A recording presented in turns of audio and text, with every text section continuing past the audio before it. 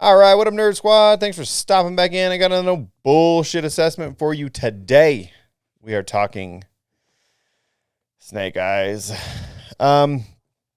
Jumping right into this thing, guys. I was super excited for this. Growing up, I was a big fan of G.I. Joe, like real big fan. Had tons and tons of toys, watched all of the movies and cartoons, and just grew up with it, just loved it. And Snake Eyes is one of my absolute favorite characters. And so is Storm Shadow. So this, going into this, knowing those were, excuse me, the two characters that we were really going to be heavily focused on in this origin story, had me so excited. Like I said, when I was a kid growing up, it was, the battle between Snake Eyes and Storm Shadow. That was the same as, me and my brother. So I was really excited for this. The trailers looked pretty good. They still had me pretty excited for it. I'm not going to lie. I was still hyped with the trailers. I thought we were going to get something really, really cool here. I'm not going to make you wait till the end of this thing, obviously, for my no bullshit assessment. It's not great at all. And I am super disappointed. Super disappointed. I went and saw it last night, the late night release of it.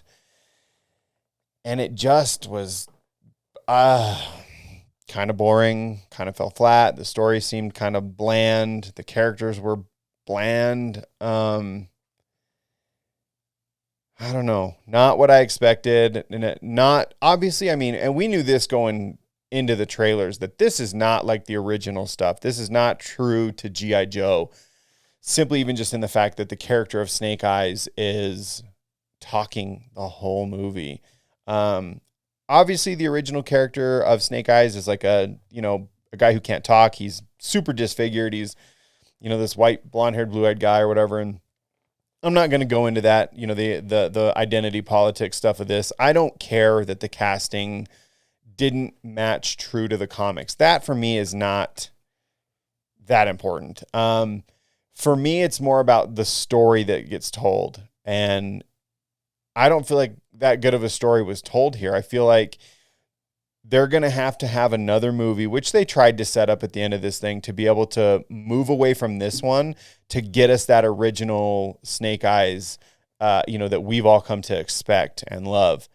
I don't know that this is going to have enough momentum to warrant another movie, to be completely honest with you. I think Snake Eyes being one of the most pivotal characters within the G.I. Joe realm, to give him the first kind of standalone origin story movie, they had every opportunity in the world to make this thing just a blockbuster beyond imagination, with incredible action, incredible storytelling, you name it. This thing had every opportunity to do that, and I think it fell flat at literally almost every turn. It was not that exciting.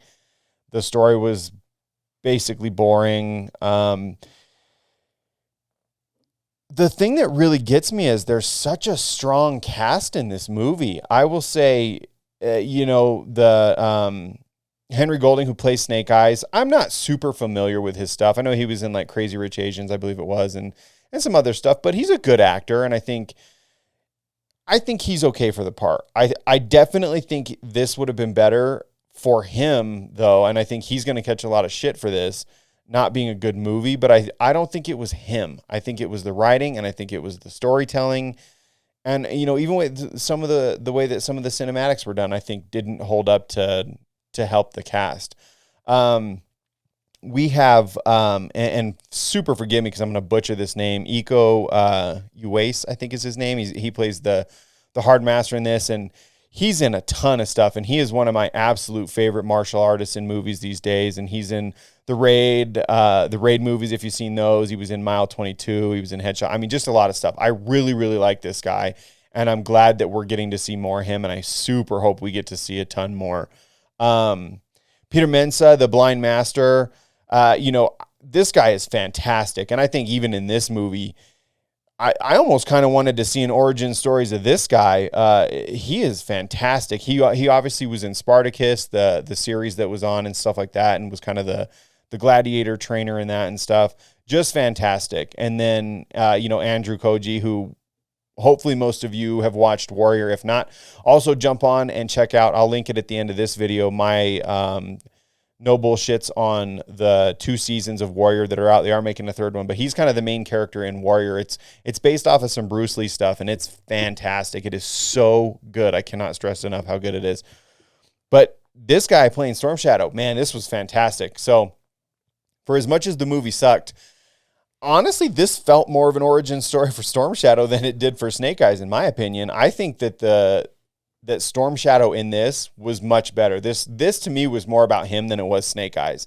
And I actually honestly enjoyed the storytelling part for Storm Shadow more than I did what was happening with Snake Eyes. So I don't know. It kind of is just what it is, as far as that goes in regard to that. But it spent more time, in my opinion, dealing with kind of how Storm Shadow came to be and really what kind of created the rift between Snake Eyes and Storm Shadow. So in that light, it was pretty good, but just everything surrounding that piece to this story just wasn't executed well.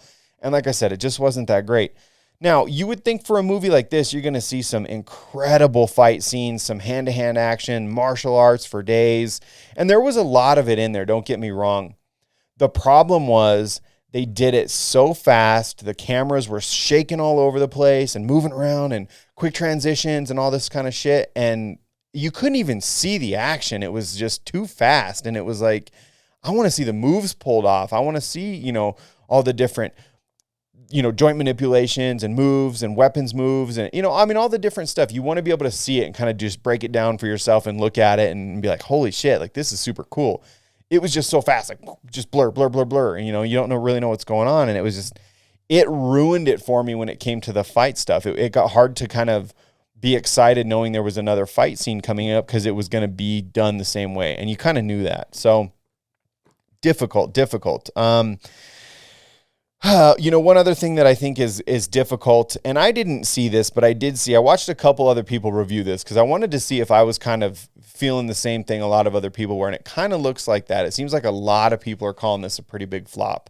But one thing I saw was that, there is an end credit scene in this movie that has Storm Shadow and he's leaving with the Baroness. And, this is when he basically calls himself Storm Shadow. Like this is kind of the entry into his character being officially Storm Shadow. And somebody had commented and said that the actual end credit scene of this movie was in one of the trailers or in some of the branding. And that just floored me. That flattened me. And I hope that that's not true. But if it is, it's like, how can you have that be the end credit scene, which is supposed to be the teaser, the thing that like really makes you stop, think, oh, shit, what's going to happen next?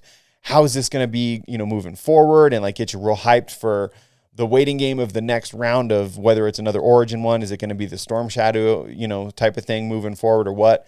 And if it was something that was already in the previews and trailers, and I don't know, I didn't see it, but I wouldn't be surprised, I guess. If that's the case, that sucks. I mean, what, that's not even trying at that point. So I don't know, guys. I'm super bummed. I was really excited for this, and it was disappointing. I feel like I really do. I'm really bummed that this went the way that it went with, again, such potential, such a strong set of characters. Snake Eyes and Storm Shadow alone are fantastic. The Blind Master and the Hard Master in this are just so good, and the casting was done so well, in my opinion. I feel like the people that they got to portray these characters was spot on. It was so perfect, and it could have been so great, and I feel like it just, I don't know, it missed the mark, and I'm super bummed about it. I'll